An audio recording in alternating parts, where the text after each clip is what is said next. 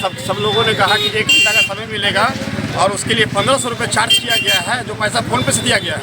और 1500 रुपये लेने के बाद हम देख सकते हैं उसे तोड़ के गिरा दिया गया है। अच्छा, कौन लिया 1500 रुपया चार्ज? ये जो भी अफसर आए हैं वो 1500 रुपये लिया गया है, ये फ़ोन पे का है और देख लीजिए। या क्या चीज़ के लिए 1500 रुपया लिया? 1 घंटा का बोला समय दिया गया है कि 1 घंटा के अंदर आप सामान लाइए और 1 घंटा आप समय देख सकते हैं। फ़ोन पे दिया भी समय है, अभी भी समय मिलवा दीजिए। आज भर का टाइम दिया गया था कि आपका सामान नहीं टूटेगा, आप सामान निकलवाइए।